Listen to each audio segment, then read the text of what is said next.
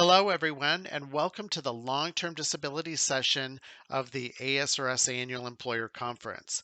For those of you that don't know who I am, my name is Barry O'Dowd. I'm the account executive for Broadspire, who manages the long-term disability program for the Arizona State Retirement System. For those of you that do know who I am, you know that I've been around managing the long-term disability program for many, many years. Today we're going to do a little something different. The first part of the long-term disability session, I'm going to be going over long-term disability reminders. And actually, I'm going to split up and the polling questions that I usually do, that's going to be the second half, but I'm going to be creating a second video that will be posted on the ASRS Employer Long-Term Disability page for you all to be able to review it in a separate video. So let's go ahead and get started. The first reminder is making sure that you're using the most current employee and employer claim packet. So if you're looking at the employee claim packet on the lower right-hand corner, you should see a date. That date should be July of 2024.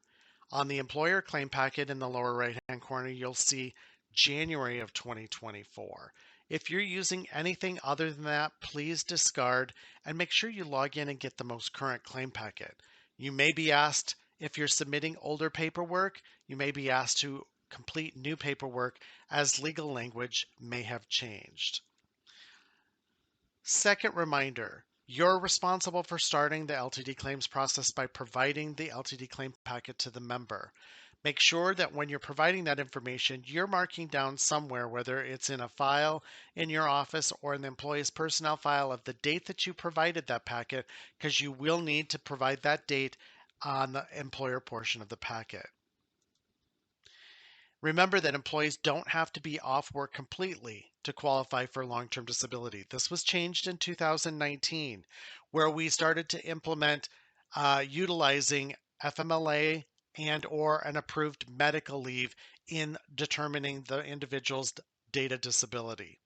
So they don't have to be completely off work for 6 consecutive months to qualify any longer. The normal claims processing time is 45 to 60 days. So don't hold on to applications. That 6-month waiting period is for when benefits begin, not when to submit the LTD claim application. If an employee doesn't have 12 continuous months of contributions, an additional review may need to be completed, which will definitely take longer than the 60-day processing time. So if somebody doesn't have 12 consecutive months of contributions prior to their date of disability, that additional review will need to be completed. Lastly, here on this page, I wanted to let everyone know, if you need to separate someone or they've terminated or they resigned from their position during or prior to the LTD application process, it does not impact their claim. This is listed everywhere I could possibly put it. It is in the back page of the claim packet under the FAQs. It's under the FAQs on the member long-term disability page. It's on the FAQs for the employer LTD page on the ASRS website. It's in the employer guide and it's in the employee guide. So it's listed several places and in writing. So if someone needs that information, but it does not impact their LTD claim process. If an employee is on an intermittent leave, make sure you're including the following: FMLA or medical leave documents, and or timesheets and absence reports from the time frame of when that leave began to current. These are important pieces if they're on an intermittent leave for us to determine when their possible date of disability may be. So make sure you're including that information. If we don't receive it in the beginning, the claim will remain in an incomplete status until we receive all of the complete information, and that's when the time clock will start. Remember, or a reminder, that everyone that's on long-term disability, no matter how much they're receiving, is receiving ASRS service credit. So if they're receiving $0 or they're receiving $1,200 a month, they're going to get service credit as though that's going towards their pension. Please note that Broadspire doesn't have any knowledge of health insurance plan information, eligibility, or premiums. So when using the Send LTD document option, do not submit any of the following documents.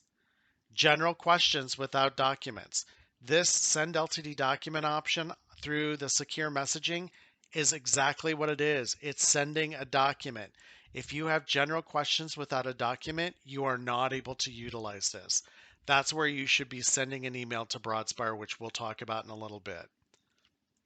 Health insurance premium benefit forms, whether an individual is on long-term disability or not, should not be using the Send LTD document option and or annual health insurance plan forms. Also, the 65 plus waiver forms. These do not need to go to Broadspire. When you use that Send LTD document option, that sends it to Broadspire, not to ASRS. These documents need to go to ASRS. For school districts, I'm not going to go into grave detail here because not everyone here is a school district, but members that take balance of contract or spread pay, their compensation may be impacted on how statute defines the calculation of compensation. So it can impact the way their compensation is calculated that's used for the LTD benefit, and or if you withhold back some of that and get a balance of contract after benefits begin, that can cause an overpayment. So if you have any questions about that, you can always reach out to myself or Brianna Martinez. If a member begins the Social Security disability process, just know that they are required to go through the administrative appeal level of the administrative law judge hearing level before meeting the statutory requirement. What this breaks down to mean is if somebody comes to you and says, should I apply for Social Security disability? I would tell them, why don't you wait till see if what Broadspire says, if they approve you, and if they tell you to go through that process? Because if the member starts on their own, they have to continue on with that process. Just because if they get denied at the first level does not mean they've met the statutory requirement, and they're on the hook and need to go through the remainder of the process. So just wait until Broadspire lets them know that they're a good candidate and need to apply for Social Security disability. All approved LTD claims are referred to one of our advocacy groups because I'm not the pro, you're not the pro, the member's not the pro. These are the folks that are going to know if they're a good candidate. We have two advocacy groups. One is called Integrated Benefits, or they call themselves IBI, and the other is ALSUP Incorporated. These are the two advocacy groups that will evaluate to see if they're a good candidate, and if they are, they'll reach out to them and assist them with the process to apply for Social Security, which is all free at no cost to the members. Don't know why anyone would not want to obtain these services. Now, we have two groups. The integrated benefits just came on July 1st. So this does help in regards to if a member wants to move to another group or another. There is a process to do so, but they do have that choice. So it does help them out in that process. Compensation received. Last year, I talked about a process that we rolled out when ASRS lets us know that contributions have been received for a member who's on long-term disability or about to receive long-term disability benefits. And we send out an email to you for compensation received request. You have up to 14 business days to respond to that email. We'll send out a first request and then we'll send out a second request after 7 business days. Please open up and respond to the information in there. We're going to provide you with the pay periods in question, the pay period ending dates in question that ASRS has provided. Please let us know what type of pay that is, if it's going to be one time or if it's going to be continuous. If it is different types of pay, we're more than likely going to need pay stubs, or for state agencies, the daily pay report with the pay codes, so that we know what type of pay that is. This email you'll be receiving is from Broadspire LOA at no reply, but the email address is listed twice in the email of where you need to forward it to. It's to ASRSLTD at choosebroadspire.com. You would forward this information to that email. You, the employer, are responsible for reporting to Broadspire if a member has passed away or if they've returned to work in any capacity. If you're letting us know that someone has passed away, there's a series of questions that we're going to ask you because we will report the information to ASRS to start the survivor benefit process. So you won't have to reach out to Broadspire and ASRS to start that process. If they've returned to work in any capacity, please provide to us if they're full-time regular duty or restricted duty. If they're full-time regular duty, more than likely the claim will close. If it's restricted duty, more than likely the claim is going to continue and we're going to need pay stubs to offset those earnings.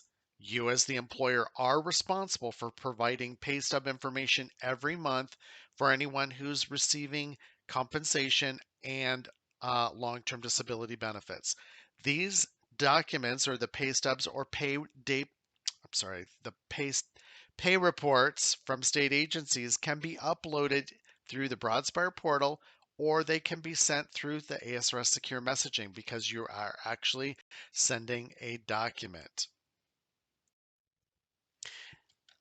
After a claim has been created and you need to submit additional information, you can use one of the following methods. The first and foremost preferred method is the Broadspire portal. Now, not everyone has access. The LTD associate role can only access the Broadspire portal. If you're having any issues accessing the portal or you need reactivation to the portal, please send an email to Broadspire Portal Support at choosebroadspire.com. Remember, you have to log in at least once every 45 days or your username will be deactivated. You'll need to be reactivated. The second option is emailing. So if you don't have options to the portal, you can email at asrsltd@choosebroadspire.com. Include the claim number in the subject line if you know it. Most correspondence that we do send out that you respond back to this email address does have the claim number in the subject line. Please include employees' information and so forth in the body of the message. And please do not send any password protected or encrypted messages through this email box. It is automated and not personally managed, so those documents or the email will not be able to be opened. The last option is the ASRS secure messaging. If you have a document to send, make sure that you include the employee's information in the body of the message. If you're just asking a general question, you should be using the email address up above. So now I want to remind you of some online resources that are out there for you as an employee or a member, or you as the employer. First and foremost, under the members tab, there's long-term disability page. There's lots of information on that page for members. First and foremost is the employee guide. Secondly, we also did a compilation of all statutes and administrative code that governs the Arizona State Retirement System's long-term disability plan. And this is all listed here because, sometimes it's very over cumbersome to figure out what section and what title and what have you in regards to the statutes or the administrative code. So this is all put together in one spot here on the members tab in the long-term disability page. Also on the members page is I put together a couple of years ago, which is something you could actually utilize if you wish as well. But it's how to activate, utilize the Broadspire portal. So you can go out and watch a video that tells you everything you need to know about the Broadspire portal. Over on the employer side, so under the employer tab, long-term disability page, there is an employer guide with FAQs. There is the key codes for the activity report status codes. Those are in there. There is a list of all the benefit specialists, the team manager, my information, all listed inside this employer guide. And that's listed on the employer under the employer tab, the long-term disability page that is located there. Both the member tab and the employer tab have FAQs that are expandable for you. So you as the employer or the member or the employee, there are frequently asked questions with expandable answers for each of those questions. So please take a peek at that. And then also there's a FAQ video, which is basically parts of the FAQ that we're going to go over here in a few moments. Um, but that's what's out there. And then also a copy or a video of this presentation will be out there shortly on the ASRS website for you also. Here is my contact information, my mobile number, and my office phone number. Just so you know, my office phone number is forwarded to my mobile number, so I will get you either way there. There's my 2 email addresses. I do have one at ASRS as well as one at Broadspire. Most employers usually send stuff to both, and then I'll be able to for sure see your message in either one of those email boxes. The Broadspire Office 800 number, that 877 number, if you're using anything other than that, please discontinue and use this 877 number. This actually, I'm in the process of redoing the phone tree on it, but you're able to enter the direct extension of the benefit specialist if you wish. I will tell you that the benefit specialists and their extensions are in the employer guide, and the benefit specialists do answer the phones from 5:30 a.m. to 5 p.m. Monday through Friday, Arizona time. And then after those hours or outside of those hours is our general customer service will be answering those calls.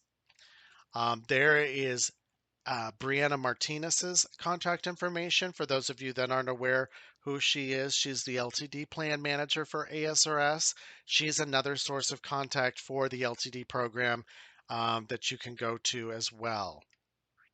There's the ASRS fraud hotline if you have any information or would like to submit any information that you think is possible fraud to be investigated. That is all I have for you today. Hopefully you were able to take away some good information. If you'd like to watch the frequently asked question polling questions that I did in the conference, please click the frequently asked question video on the ASRS Employer LTD page to watch those polling questions. Again, thanks for attending and make it a great day.